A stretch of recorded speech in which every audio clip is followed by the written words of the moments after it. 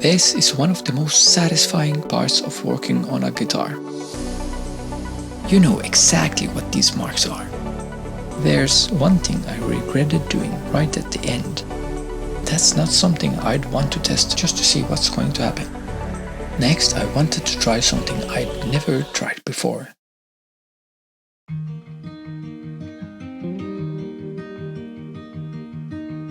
Hi, and welcome. In this episode, we are going to take a look at this beautiful Ibanez Artwood guitar. I first want to release the tension of the truss rod. As it's set up now, the truss rod is under very high backward tension. The truss rod adjustment access point is located either at the headstock or near the end of the fretboard. In this case, it's near the end of the fretboard under the soundboard. If I were to remove the string tension without first adjusting the truss rod, it would only increase the backward tension even more, since the strings normally pull forward in the opposite direction.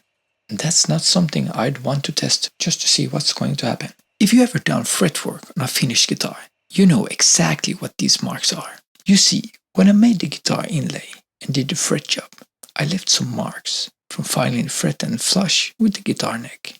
That's something that can happen when you work on an already finished guitar. You tend to leave some marks. It doesn't affect the playability, but it does affect the appearance, so I think it's time to fix it. But first, let's take the strings off completely.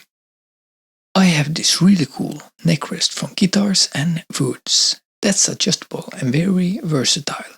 Not a sponsor of this video, but I genuinely enjoy this little piece of leather tooling.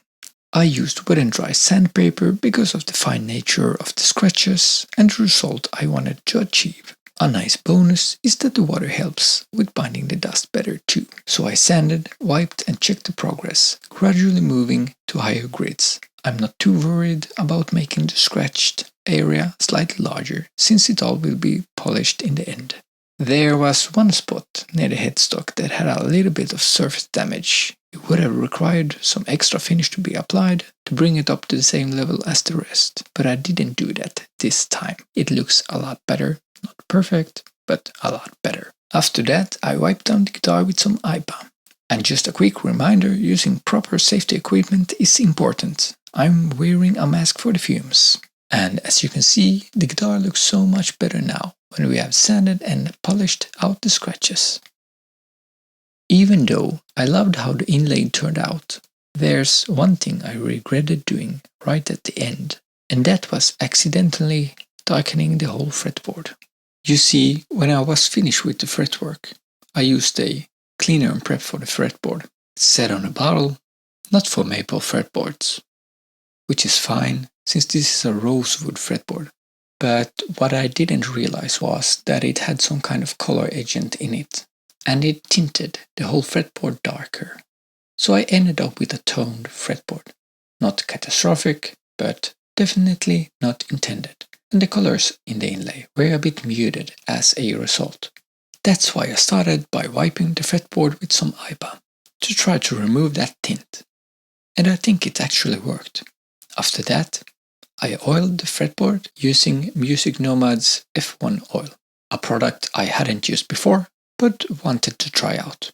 It seemed like a solid option. This is one of the most satisfying parts of working on a guitar, oiling the fretboard. The fretboard really comes to life. The colors pop and it just looks so much more vibrant.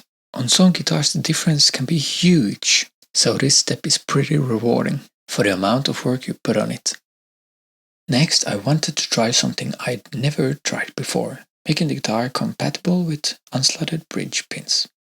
Most guitars have slotted bridge pins, where the string sits in the same hole as the pin. What I wanted to change is that the bridge itself holds the string, and the pin just locks it in place.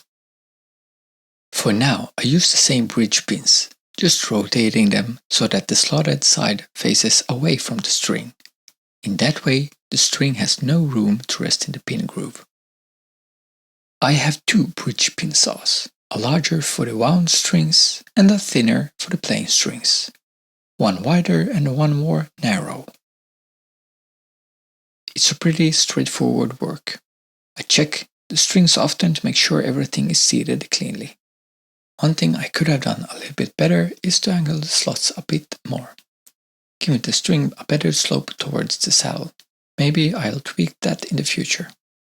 As you can see, when I test fit the strings, they are no longer relying on the bridge pins to stay seated. It's even a bit tricky to remove them once the pins are out. I'm putting pretty heavy strings on this guitar, 13 medium gauge. If you have any recommendations for really good acoustic guitar strings, let me know in the comments, especially ones that reduce finger noise.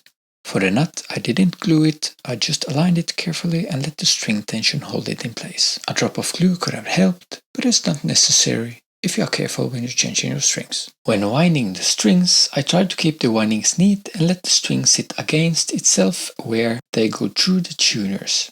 The thicker strings take up more space with each turn, so it's important to get the windings right from the start. For the thinner strings, it's less critical since they use less space per wrap. Finally, I cut off the excess string length. And that's it for this time.